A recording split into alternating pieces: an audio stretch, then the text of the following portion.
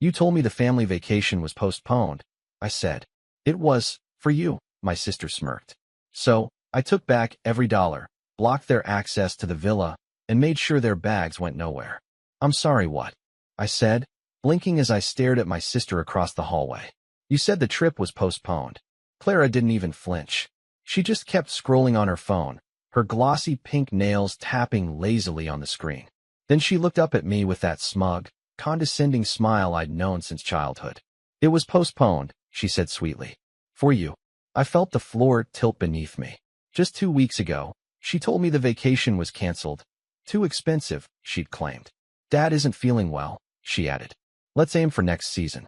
But now, as I stood in our parents' house, still holding the bag of groceries I'd brought them, I saw the suitcases lined up at the door.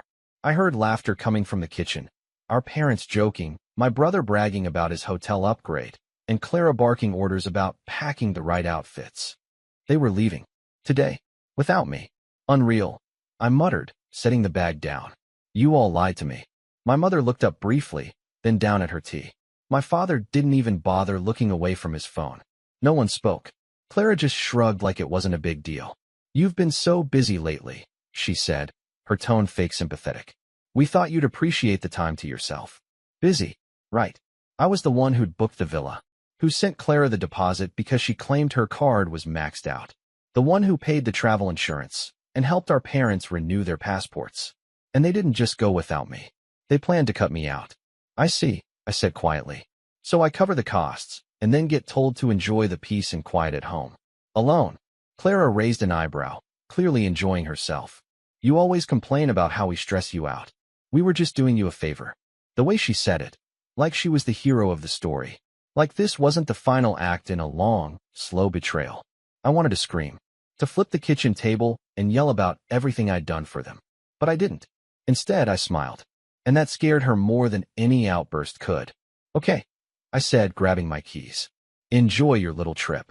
Her expression faltered. You're not mad. I gave a soft chuckle. No, I'm done. She looked confused for a moment, then amused. Then, for just a flicker of a second, nervous. But it was too late. She'd played her game. Now it was my turn. You know what hurts the most? It's not the fact that they went on a luxury family vacation without me. It's that I paid for it. Every single part. It started 6 months ago. Clara called me in one of her usual fake, let's connect as siblings moods. That should have been the first red flag. I found this gorgeous villa in Crete, she said. It has an infinity pool, private beach access, and you won't believe the chef's reviews. I laughed. Sounds like you're already packing your bags. Not yet, she said sweetly. It's just a little out of budget for Mom and Dad. And I don't want them to stress, you know? I thought maybe we could go in together. You and me, like a gift to the family. The way she said we made me pause. But she always knew how to dress her leeches in velvet words. I should have said no. But I didn't. I was the dependable one. The stable one. The invisible scaffolding holding up their chaos. So, I wired the deposit for $1,000. Then came the surprise fees, flight changes, and rental car upgrades. Another $1,200 here, $1,700 there. When my parents heard about the trip, they smiled like royalty being honored. That's very mature of you, my mom said. Good to see you finally stepping up, my dad added. No thank you. No offer to contribute. Just this expectation that I was the family piggy bank. But I didn't complain. Not when Clara needed help booking their ferry transfers. Not when Dad asked me to just throw in for the travel insurance. I told myself I was doing it for the memories. For some illusion of a family I never really had. But now I saw what they really thought of me. A means to an end. A wallet. A placeholder. The worst part? They didn't just lie. They orchestrated it. Because a week before the trip, I casually asked Mom. So, we're still good for the 14th, right? She blinked like I'd slapped her. Oh, actually, Clara said we're postponing until August. Something about off-season deals. Clara lied to my face, and then told Mom to cover it up. Even then, I tried to justify it. Maybe they just forgot to tell me the new plan. Maybe there was a mistake. But the truth exploded in my face the night before their flight. I stopped by our parents' house to drop off some paperwork and found Clara in the kitchen, laughing, spinning with excitement, tossing bathing suits into a suitcase. Didn't think you'd be here, she said flatly. You said it was postponed. She smiled like the devil in designer sunglasses. It was for you. She said it so casually, like I wasn't even real. Just some side character in her sitcom. I looked at the door. My dad was loading bags into the car. My mom was pouring champagne. They were celebrating before they even boarded the plane. Why? I asked, barely above a whisper. Clara tilted her head like I was slow. Come on. You really want to be there? You always ruin everything. You sit in the corner and judge everyone. No offense, but this trip needed to be light. No bad vibes. I laughed. A short, broken, stunned laugh. So you took my money. Your money? She scoffed. Oh, please. You live alone. No kids, no wife. What else are you spending it on? Then she rolled her eyes and walked past me like I was a coffee table. Something cracked in me. It wasn't rage.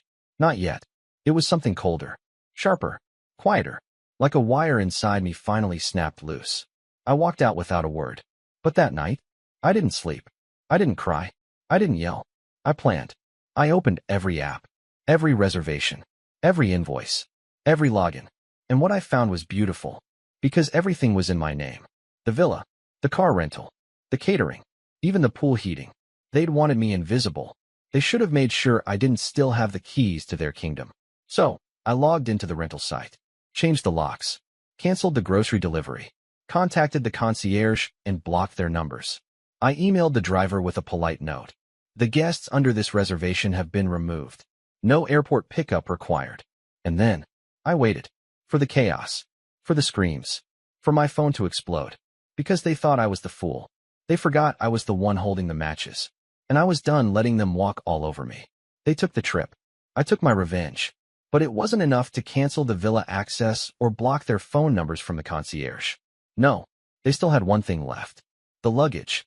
You see, Clara's genius plan had one fatal flaw. She asked me to book everything. Everything. Including the international baggage service for their delicate items. She said, I want the luggage delivered straight to the villa. You know, the way celebrities do it. I found this service that picks it up from the airport and drops it at the destination. Can you just handle it? It's like too many emails. So I handled it. I logged in, found the reservation. The status said scheduled for delivery, tomorrow, 11 a.m. Perfect. I clicked edit location, and I stared at the empty field for a long, satisfying second. Then typed in, Amorgus Island Goat Farm, Greece. Yes, an actual location. Remote. Mountainous. Middle of nowhere. I even attached a special instruction note. Owner prefers no contact. Just leave bags by the fence. Don't disturb the animals. I was laughing so hard I had to sit down. I could already picture it. My sister's LV luggage, my dad's golf set, my mother's essential oils, all packed with obsessive care, now making their way up a dirt road toward a goat sanctuary. Poetic. Of course, I made sure everything was non-refundable. No changes allowed after dispatch. By the time they landed, they'd have nothing but their hand luggage. Maybe a magazine, a granola bar, a pair of neck pillows. I closed the laptop and leaned back.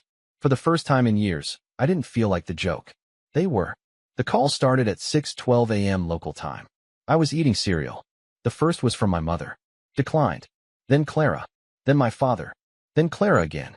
They were getting desperate. Eventually, I caved. Not to talk. Just to listen. I hit answer and stayed silent. Clara's voice exploded out of the speaker. Where is my stuff? I took a slow sip of my coffee. Probably somewhere scenic, I said calmly. Maybe a nice mountain view. Perfect for reflection. You sent our bags to a farm, she shrieked. A goat farm, I corrected. Don't worry. I hear they're very respectful with fragile items. She made a sound somewhere between a scream and a gasp. You're unbelievable, says the woman who planned a vacation behind my back and used my bank account to do it. My dad got on the phone. We're stuck here with nothing, he barked. You embarrassed this family. No, I said flatly. You embarrassed yourselves. I'm just returning the favor. Then I hung up. And this time, I blocked their numbers. The texts rolled in from unknown numbers. Emotional blackmail on loop. This is MOM. I'm using Clara's phone. Please, call me. We're in trouble. You've made your point. Fix this before it gets worse. We'll pay you back. Just send the luggage back. Please. But the goat farm doesn't do returns. I know. I called to ask. The owner sounded confused, but cheerful. Said the bags arrived in good condition. Very strange delivery. But my goats enjoy the company, he said in broken English. One of them sleep on purple bag. I nearly dropped the phone from laughing. So now they were stuck in paradise. No clothes. No toiletries. No Wi-Fi. I revoked their code. No fridge service. I canceled the grocery drop-off. No driver. He'd already been told they weren't welcome. And no one to beg. I burned the bridge. Then salted the ground. All they had was time. And each other. No distractions. No servants. No access. Just silence. The kind I dreamed of for years. And as I danced barefoot in my kitchen, music playing, the sun shining through the window, I smiled. Because for once, I wasn't the fool. I was the storm. They came home 3 days early. Sunburnt. Exhausted. Defeated. I was sitting on the porch when they pulled into the driveway like survivors of some emotional war. Clara jumped out of the car first, red-faced, hair in a messy bun, her designer sunglasses askew. You, she snapped, stomping toward me like a toddler in meltdown mode. What is wrong with you? I stayed seated, sipping lemonade. Clara, I said, nodding politely. How was the farm? Her scream could have cracked glass. We were humiliated. Do you have any idea what you've done? You mean other than paying for a family vacation I wasn't invited to? My mother came next, dragging 2 carry-ons and looking like she hadn't slept since Athens. Her expression flipped between guilt and fury. You embarrassed us, she shouted. No, I said calmly. I gave you a taste of how I felt for the last 10 years. My father stayed near the trunk, pretending to be busy untangling straps. He didn't look at me. Clara folded her arms. You went nuclear over nothing. You're just bitter because we didn't want to spend a week with your depressing energy. I stood up slowly, setting the glass down. My voice didn't rise. I didn't shout. I wanted every word to land like a brick. You lied to me, Clara. You stole my money. You used me like a Visa card with a mute button. And then, you left. You celebrated leaving me behind. Don't stand there and cry about depressing energy when you built an entire vacation on betrayal. She opened her mouth to retort, then shut it again. And you, I said, turning to my mother. You sat there and let her do it. Lied to my face. Covered for her. All because she's your golden girl, and I'm just, what? The donor? The placeholder's son? Her lips trembled. We didn't mean. You never mean it. That's the problem. It's never real, never direct. Just expectations. And now you're shocked that I finally stopped playing along. Finally, my father spoke. We're still your family. No, I said. You were. But families don't treat one of their own like a disposable wallet. Clara stepped forward again, pointing her finger in my face. You think you're so noble? You enjoyed this. You wanted us to suffer. Absolutely right, I did. She blinked. You think I didn't enjoy watching karma hit you back for once in your life? After the years of your smug comments, your entitlement, the way you manipulate everyone to circle around you like you're some kind of royalty. Clara looked ready to explode. I have done nothing but try to keep this family together, she hissed. No, I snapped. You've done everything to keep me out of it. There was a heavy silence. And then, from behind the SUV, a quiet voice said, She's right. We all turned. It was Alex, Clara's husband. I didn't even know he was home. He looked exhausted, shoulders slumped, dark circles under his eyes. You know what, babe, he said, eyes locked on Clara. I've been silent long enough. He's right. About everything. Excuse me. Clara spat. You treat him badly. You treat everyone like trash. You guilt, you gaslight, and then you cry about being the victim. Clara's mouth opened and closed. I saw the texts he added. You planned the whole thing. You wanted him excluded. Said you were sick of his buzzkill energy. My mom gasped. And then you used his money, Alex finished, and laughed about it. He turned to me. I'm sorry, man. I should have said something sooner. I just nodded. I didn't trust my voice. Clara stood there, red in the face, frozen. Then finally she cracked. This family is insane, she screamed. You're all turning on me. After everything I've done? Exactly, I said. After everything. I turned toward the door. I'm done. This was the last act. Done? My mom asked, voice small. You can keep your games. Your hierarchy. Your silence. I'm not part of it anymore. You can't just walk away, my dad growled. Watch me. I walked into the house, grabbed my pre-packed suitcase, and turned one last time at the doorway. By the way, I said, that goat who slept on your bag? His name is Hector. He sends his regards.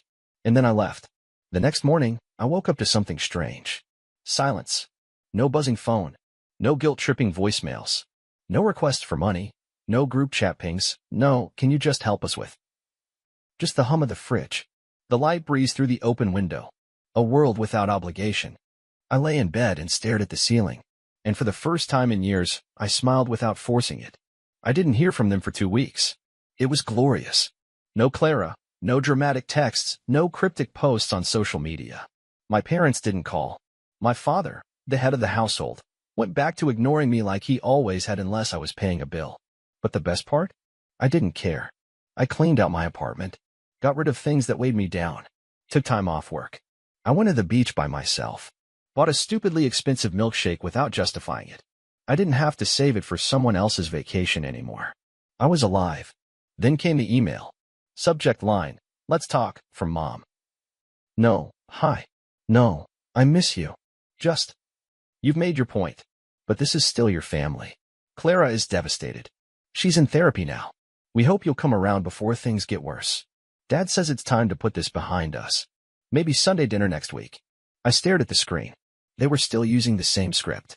Still playing the same roles. Only now they didn't have a stage. Or an audience. I clicked archive without replying. But life, of course, never lets the drama die peacefully. A few days later, I got a call from an unknown number. I usually don't answer those. But I did. Hey, it's Alex, Clara's husband. I didn't say anything. Just waited. I'm sorry to bother you. I know you probably don't want to hear about this, but, Clara left. I blinked. Left. What? Me. The house. Everything. He sighed. After that day, things blew up. She couldn't handle the backlash. Your parents kept trying to pretend nothing happened, but she spiraled. Said everyone betrayed her. I said nothing. I just wanted to say, you weren't crazy, he added quietly. She manipulated all of us. But you were the only one who ever stood up to her. He paused.